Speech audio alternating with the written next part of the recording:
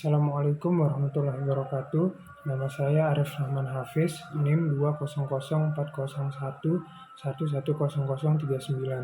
Pada video kali ini saya akan menjelaskan tentang salah satu gangguan jiwa, yaitu depresi. Pertama kita akan membahas mulai dari definisi depresi. Depresi adalah gangguan suasana hati atau sering disebut mood yang ditandai dengan perasaan sedih, kemudian perasaan sedih yang mendalam dan rasa tidak peduli. Semua orang pasti pernah mengalami rasa sedih atau murung. Kemudian seseorang yang mengalami depresi ini ditandai jika sudah 2 minggu merasa sedih, kemudian merasa putus harapan, atau merasa tidak berharga dengan dirinya sendiri. Kemudian depresi yang dibiarkan berlanjut atau tidak mendapatkan penanganan secara cepat gitu, itu bisa menyebabkan terjadinya penurunan pada individu seperti penurunan produktivitas kerja, kemudian gangguan hubungan sosialnya, hingga munculnya keinginan untuk bunuh diri. Kemudian depresi ini bisa menyerang siapa saja gitu, baik laki-laki, yang muda, remaja, tua, bahkan terutama sampai wanita.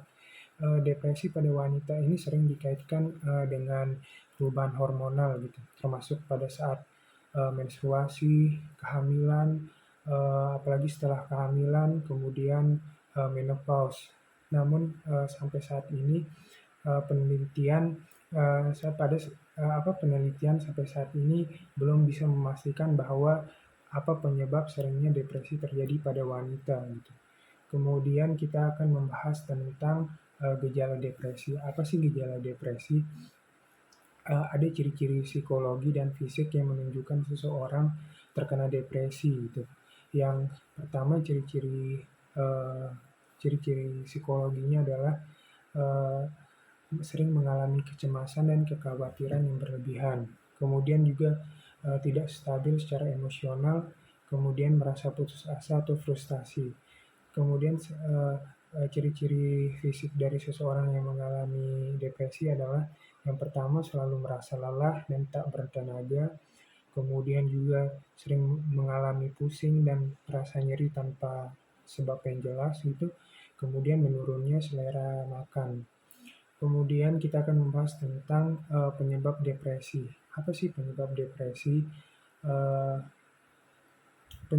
Diduga penyebab utama depresi itu berhubungan dengan faktor genetik, kemudian juga faktor hormon dan zat kimia pada otak. Ada beberapa faktor pemicu terjadinya depresi. Di antaranya seperti yang pertama, sering mengalami peristiwa traumatis, kemudian memiliki penyakit kronis atau penyakit yang serius gitu, kemudian juga memiliki riwayat gangguan mental lainnya seperti gangguan-gangguan jiwa lainnya gitu. Kemudian juga memiliki tekanan batin, misalnya masalah di rumah atau masalah rumah tangga, masalah keluarga, atau bahkan masalah keuangan gitu. Kemudian yang terakhir, memiliki pola pikir yang salah, misalnya seperti toksik, selalu memikirkan pikirannya itu seperti toksik gitu. Kemudian apa sih pengobatan depresi itu? Nah, dalam mengobati depresi ini dapat dilakukan dengan beberapa cara, yaitu yang pertama bisa melakukan psikoterapi yang gunanya untuk membantu mengatasi masalah akibat depresi. Kemudian bisa memberikan obat antidepresan yang gunanya untuk mengatasi depresi pasien gitu. Kemudian memberikan terapi kejut listrik yang gunanya untuk mengubah kinerja otak pasien. Kemudian yang terakhir, bisa menjalani perawatan di rumah sakit jika depresi pasien tersebut sangat parah gitu. Kemudian ada kurang lebih 7 jenis depresi. Yang pertama, depresi mayor. Depresi mayor ini adalah depresi yang ditandai dengan gejala kesedihan, putus asa, kemudian kesepian yang berlangsung lama sekitar lebih dari 2 minggu. Kemudian gejala-gejala depresi mayor ini seperti tidak nafsu makan, kemudian tubuh terasa lemas, dan cenderung menghindari orang-orang di sekitar gitu. Kemudian yang kedua ada depresi distimia. Depresi distimia ini berlangsung 2 tahun atau lebih gitu, kemudian ditandai dengan misalnya tidak percaya diri atau sulit konsentrasi, pola pikir terganggu, dan mudah putus asa. Kemudian yang ketiga ada depresi depresi depresi premenstrual. Depresi premenstrual ini adalah gangguan suasana hati atau mood gitu yang cukup serius sehingga bisa mengganggu keseimbangan emosi dan perilaku pengidapnya gitu. Kondisi ini depresi depresi ini ditandai dengan sering munculnya rasa sedih, kemudian cemas, gangguan suasana hati yang ekstrim, kemudian juga uh, kemudian juga susah susah susah bersosialisasi dengan orang-orang di sekitar. Kemudian yang keempat ada depresi gangguan bipolar.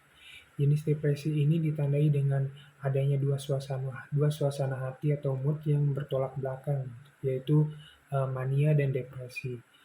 Mania ini ditandai dengan munculnya perilaku atau emosi yang meluap-luap gitu, seperti rasa gembira, kemudian semangat semangat yang tinggi dan tidak bisa dan semangatnya itu tidak bisa dikendalikan gitu.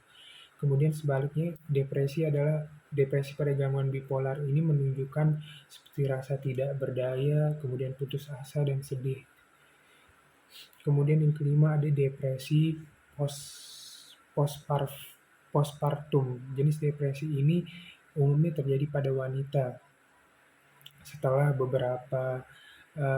setelah melahirkan atau beberapa bulan setelah melahirkan. Gejala ini berdampak pada kesehatan ikatan batin antara ibu dan bayinya gitu.